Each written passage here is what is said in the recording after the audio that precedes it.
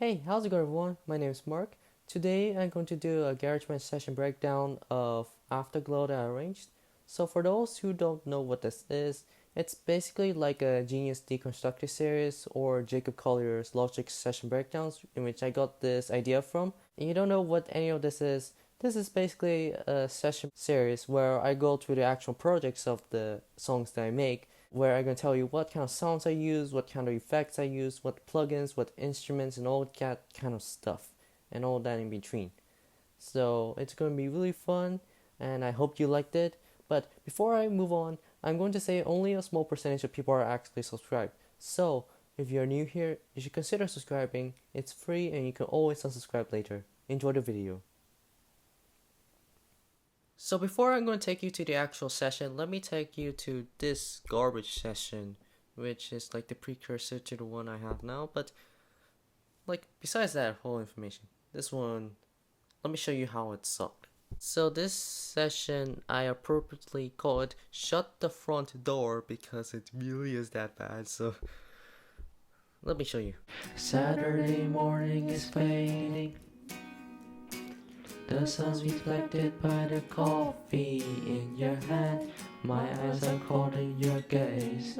Okay, sounds good, but like, let me slap the metronome in there. All over again. We were love drunk, waiting on a mirror. 6 inches of white.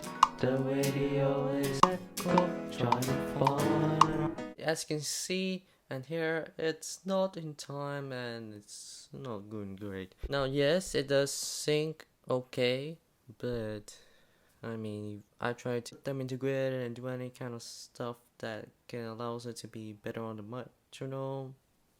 It's not gonna happen. So that's the gist of it. Let me show you some of the instruments I use. So I use acoustic guitar for sure.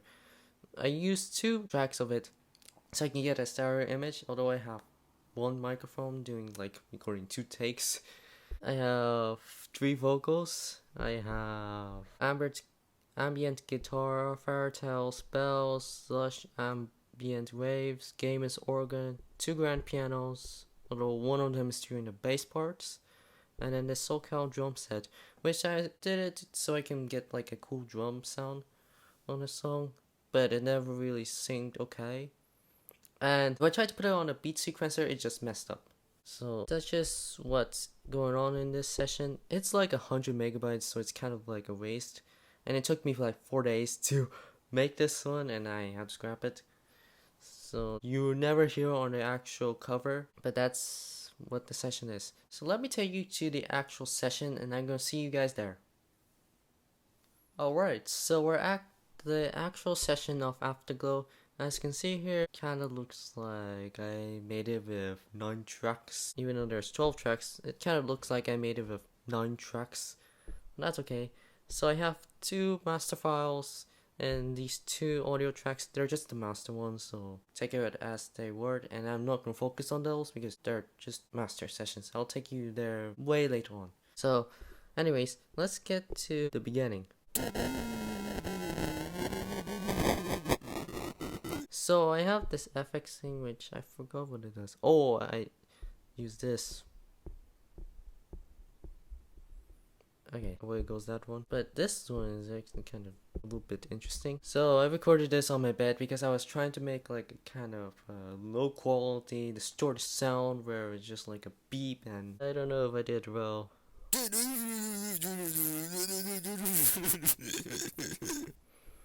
I was speaking gibberish and I was having so much fun that I laughed like nuts. So as you can see here, I have to lower the actual volume pretty aggressively because it's so loud. And let me show you. Okay, it clipped already. Alright, I'm done. Let's get to the actual beginning. Stop the clocks, it's amazing. You should see the way the light dances off your hair. A million colors of hazel, golden and red.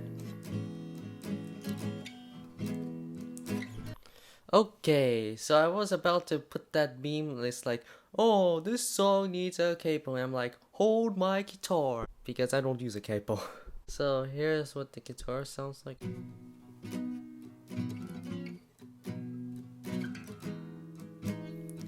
So let me take a quick look about these guys. This one I actually played with a thumb,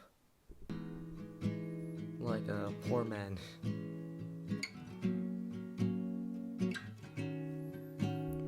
The word was played with a pick. You can hear it. Why?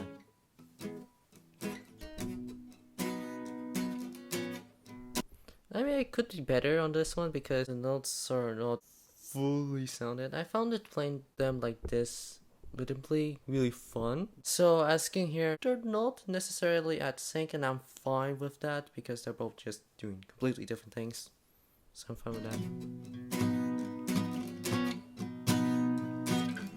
You can tell that if you're hearing on your left speaker, it's a little bit delayed and stuff. So there are some times where it does meet, but in the most part, there's some fluctuations. And it has nothing to do with how the metronome would think of them.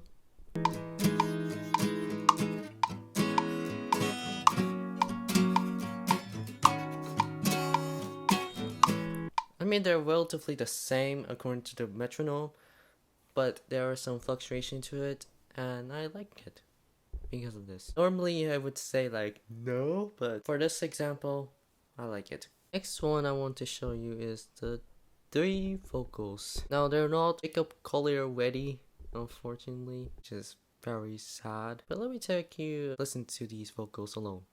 Stop the clocks, it's amazing. You should see the way the light dances off your hair. A million colors of hazel, golden and red. So as you can hear, the vocals are not exactly at sync. They're not copy and paste. Actually, they're not at all. So let me take you a little bit of these. So I have 2 vocal tracks that are doing a lower octave and are not at sync. Stop the clocks, it's amazing. You should see the way the light dances off your hair. A million colors of hazel, golden and red. So there's no auto tune on this. This is just complete straight vocals with some bit of EQ and a little bit of mixing, which let me take you a little bit of that right now. So on the first one, which I can call the lead vocal, I give you this setting. So here I have a little bit of scoop at 80 hertz, I think, and then I have a bump in the mid-range. I mean, you can see and analyze what's going on in this graph, and I roll the treble off just a little bit. I did gain a bit, so that's the EQ settings there. Let me take you a listen to it. Stop the clocks, it's amazing.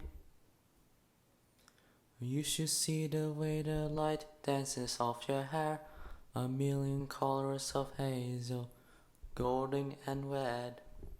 It's not a big difference to it, and that's just because it's just a slight bump and a slight change. And also it's pan to the left, so if you don't have access to your left speaker, you won't hear this at all. But there's a bigger change, and that's the reverb. So let me take you a comparison between with reverb and not reverb. The clocks, it's amazing. You should see the way the light dances off your hair. A million colors of hazel, golden and red. Saturday morning is fading. So the reverb bumps like the vocals and also colors the vocals so that you don't get like this dry thing. The morning is fading. Like that, but you get more like this. Saturday morning is fading.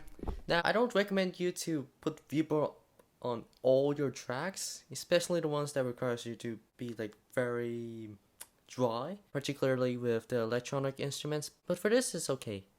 And for like pop stuff, you should. And when you take a look at the reverb settings, I only bumped up the dry wet mix by 29% because if I do too much, it kills it. Let me tell you. Saturday morning is fading. It kind of sounds like I'm singing at the bathtub. But let me drop it back to, if I do like 63%. The morning is fading. Kinda sounds like I'm singing at a glass wall, but let me put it back to 29. And let's move on to the next one. Also, I do have some compression, and here are the settings. I really don't know how this works. So let's go to the next one. The dub. Saturday morning is fading. So this one is a little bit more dry, and the reason is because, oh, I regret my decision that it's drier because of the reverb settings, even though it's the same. The light dance of your hair, a million colors of hazel, gold soft your hair. Okay, so the EQ settings is a little bit different, but still relatively the same as the first one. Also gained it a bit more, and that's really much it. I panned it like slightly right. Then the last one, the high-pitched vocal. Stop the clocks, it's amazing. You should see the way the light dances off your hair. Okay, this is the driest of them all. It has no reverb whatsoever, so dry. And I did the biggest EQ. As you can see, it's very different from the other two, as it's a scoop down. It's not like this. A million colors of hazel. I don't know, like This off your hair. so that it's not that harsh, because when you speak like really high but you can't sustain it, you need to make sure that you can lower your EQ settings and try to manipulate it so that it's not that harsh, and make sure that it sounds like it actually fits in it. So I got the vocals out of the way. Let's take you to the settings for the guitars. So as you can see here, there is lots of compression. So that's a good thing about it, because on acoustic guitars you need to have compression. You don't, that's not particularly clear. I mean, sure, you need to keep the dynamics, but when you need to put compression, you need to. And the compression just allows you to bump up the lower sounds and just control the high sounds. That's what compression is. And as you can see here, there is a significantly amount of them, but there's different EQ settings. So this is for the left one. As you can see here, it's just very slight. I'm not the best at producing, so I just do very slight, just to keep up with it. And then that's for the left one, where I just use my thumb. The right one with the pick, oh, not much. I just scoop down the bass so that you can actually hear the bass sounds, which I'll get to that in a minute. Then I just have like a bit of a boost on the mid-range at 7k, so, and then like a bit scoop on treble at 20k. So that's the settings for it. And then here's the compression settings, so I can get that out of the way. And here's one with the fingers. Okay, let's go to the next one. Saturday morning is fading. The sun's reflected by the coffee in your hand. My eyes are caught in your gaze all over again. Okay, so it's the same instruments, but now I add two more instruments. This is the Endless Beauty and the Ambient Guitar. So I'm not sure from my old session that I showed you before, but I think I replaced the sound with the Endless Beauty, and it sounds like this.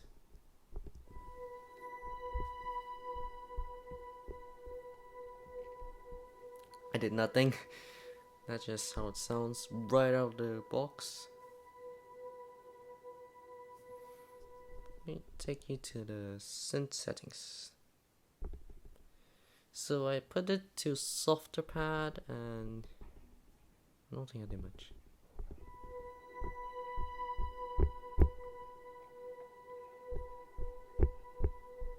I'm trying to touch the screen. Then I have the ambient guitar, which I did some automation so that it's not that harsh, as you can see here.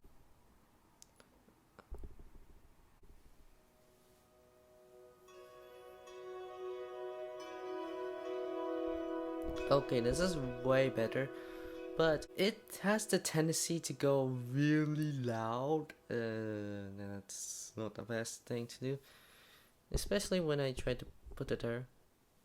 it's just gonna overpower everything else. So I just leave it like this, and that's a nice kind of a headroom from the guitar so that the guitars are not particularly dry. And I have this one as like a background. So let me take you to the synth settings. As you see here, I put to ambient plug, and then here my thing I just leave them all stock as it is because I'm lazy. And let me take you to the whole thing. We were lockjaw waiting on a miracle, trying to find. Okay, so here the guitars are now switching to a new section where they're all playing much faster and harder. It's really cool. I will hold on tighter to the afterglow, and will burn so bright till the darkness softly clears. Oh, I will hold on to the afterglow. So in the chorus I used the same things as before.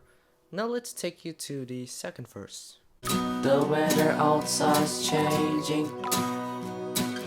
The leaves are buried under 6 inches of water. So there are more sounds compared to the first verse. So let me take you what's going on here. The first one is this.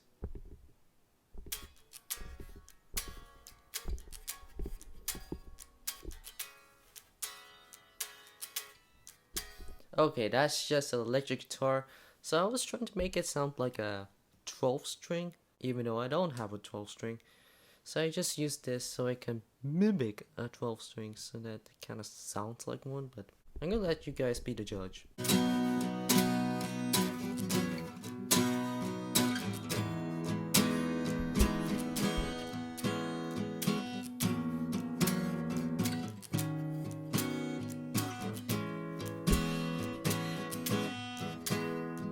So you asked me whether the electric guitar sounds like a 12 string when you put it with the acoustic guitars. It's a no. You can tell. And it's not a plugin, so there you go. And I did put some heavy EQ. I put it kind of far right, but here are the EQ settings. So I didn't do a lot of compression because, again, it's pretty much stable and it's just consistently loud. And here's the feature EQ. Now in this case, it's a much more aggressive push in the bass. Now I did a big scoop at 180 hertz because you don't really hear the bass on the electric guitar, especially when it's not plugged in. So I just take that out because you don't need it. And also make sure that the mid-range and the treble is boosted up so that it's a little bit more attack, a little bit more strangliness. So let's take you to this Fairytale Bells. So from that last session that I showed you, I have the Fairytale Bells and the snares. But first let me take you to the Fairytales.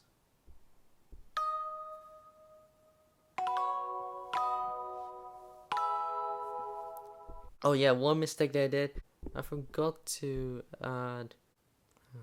When I recorded it, I actually played the chords, but here there isn't any information. All I can get to see is just this.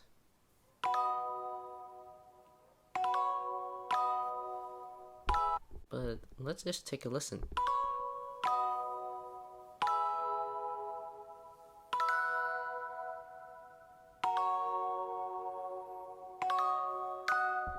So this is like a standout sound from this new collection that GarageBand sent out, is the keyboard collection. And that just came from the sound library. Oh shoot, there's electronic drummers, which is really cool from Apple because they have Logic and they want to make the iPhone a better workstation. And let me take you to what we're using. Okay, I guess I can tell you this. I have nothing to say. And then maybe take a look at the settings. So I did pan it to the right just moderately with some big boy compression and done. That's it. And then we have the snares. Now the snares took me a lot of time to edit because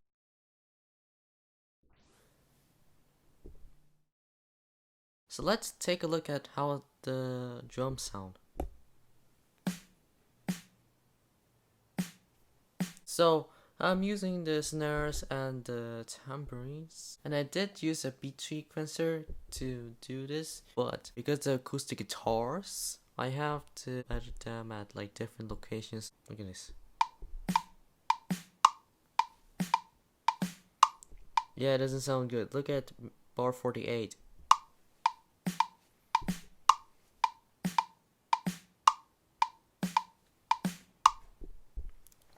So it doesn't really work the best with a metronome.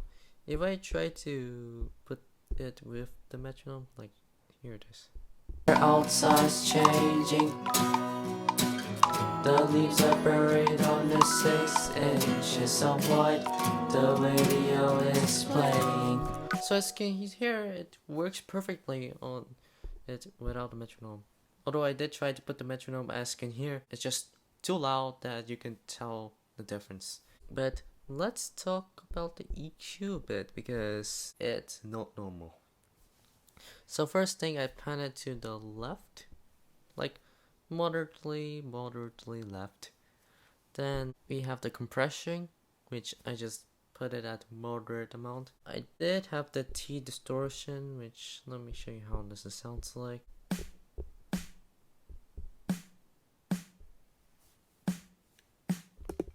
Again, this is something that you can judge based on the comments, but for me, I couldn't really hear much. So let's talk about the EQ. So in EQ, it's a little bit more, it's kind of similar to the acoustic guitar. It's kind of similar to that, but I didn't gain a lot because it's already loud.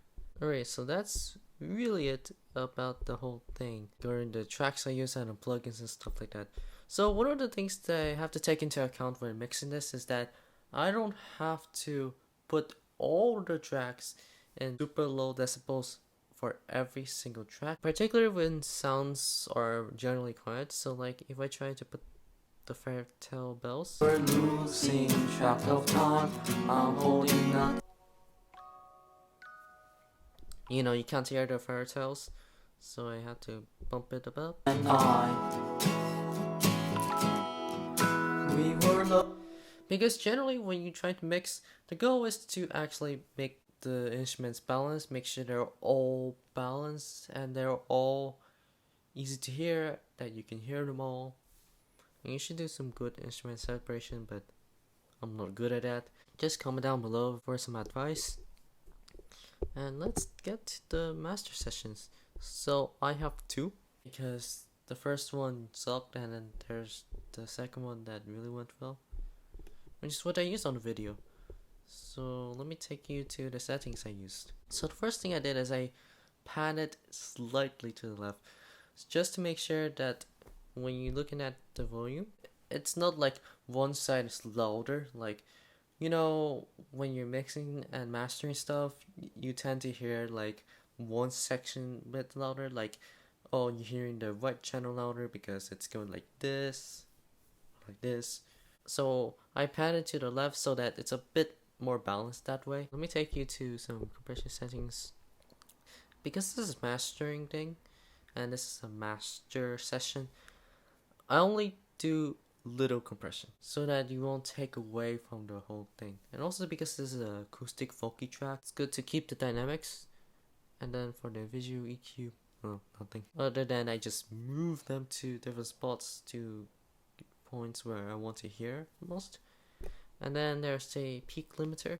It's kind of like putting things louder, but actually the whole thing louder, but like a bit more compression. So here I just put the attack time to 6,000 seconds, and then the release time to 16,000 seconds. And then for the pre-gain, 2 decibels. Nothing much about it.